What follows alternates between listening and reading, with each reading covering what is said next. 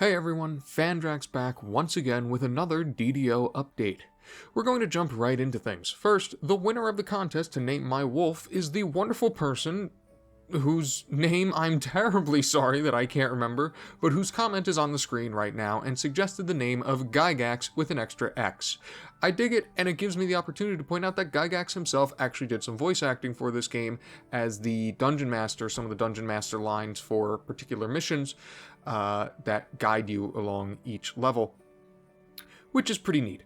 So congratulations to that person whose name I absolutely should have taken down before hitting the record button, but good on you. Your suggestion shall forever be borne as my dog's name.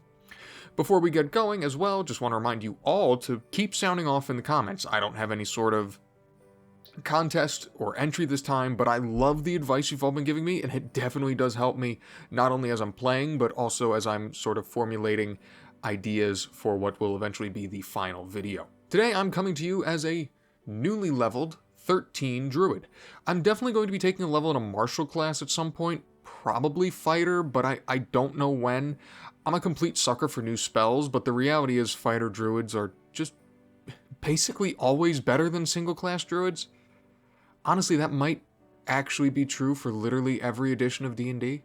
Maybe not 5th, but I think for literally every other edition of D&D, you would rather be a multi-class druid as opposed to a pure one. I want to take a fighter level for the proficiencies it gives mostly. I don't wild shape all that often because you suffer spellcasting penalties when you do, so I would like some fighter skills so I'm not as awful as I currently am at swinging my sword. But I don't actually have all that much to say about my character or the combat because shockingly I'm still absolutely hooked on this nonsense and having a ball. Like, barring some sort of massive shift that comes about in the gameplay format in the higher levels, my opinion of how this game plays is effectively set in stone. I love the gameplay, I love the instance format, all that stuff. I don't see much chance of any of that changing in the future. I've spent most of my time from the last video roaming around the Ravenloft area, and wow, do the other worlds translate well. These areas in Barovia feel exactly like something you would find in the source books. They're creepy, the missions are intricate and intriguing, and they're really faithful overall. I had wondered how the non-Eberron worlds would translate, and they do just fine. No doubt because the developers obviously put a ton of time into making sure they came across as they should. Easily one of my favorite areas that I've explored in the game to this point. What I don't love, and I said I was going to give it a go in my last video, is crafting. Yeah, crafting, not just in this game, but basically any MMO, is just not for me. I always tried and tell myself that this is going to be the time that I come to see what's so great about it, and I never do. Specifically in DDO, the crafting is actually quite unintuitive.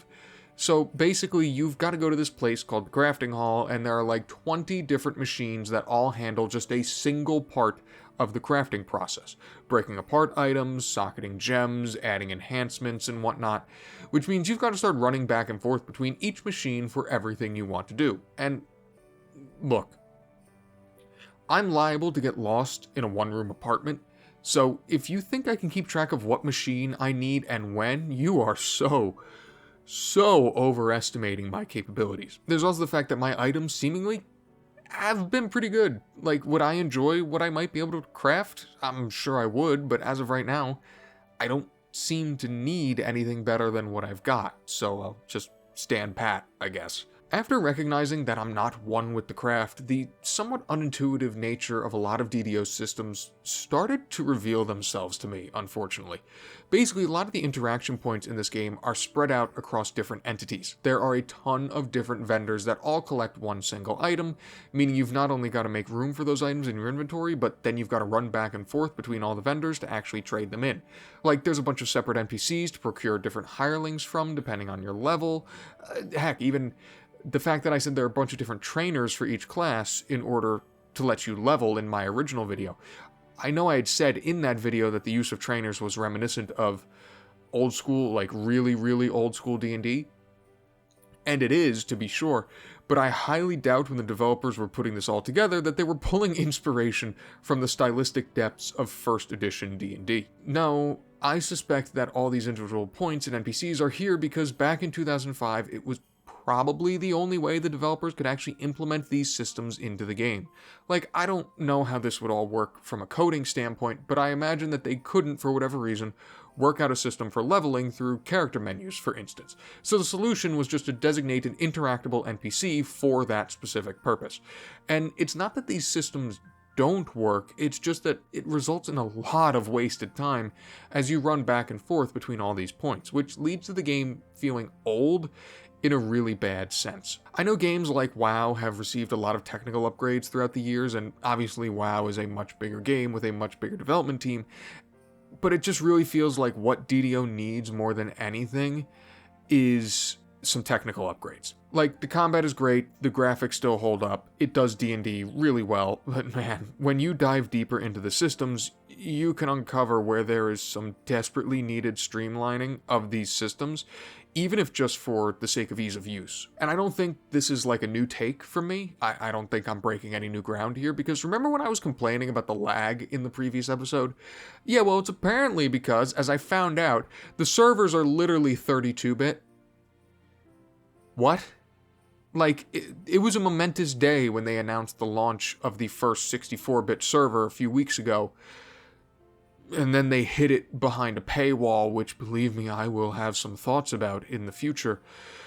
But for those that aren't as computer-versed as I might be, basically, 64-bit is far superior than 32 for the simple fact that it gives you a lot more memory to play with. You know, the type of memory that might be used to communicate between the player and the server as to reduce things like lag. I don't think any other MMOs support 32-bit systems anymore. Like, just for reference, I know for a fact I once, accidentally, tried to install Guild Wars 2 to a 32-bit folder, let alone on a 32-bit system, and it just refused. So the fact that DDO is still running on such tech explains a lot, actually. Speaking of the first 64-bit server being hidden behind a paywall, I think I might try out VIP between this video and the next. VIP is a subscription that gives you a bunch of benefits in return for you paying a monthly fee.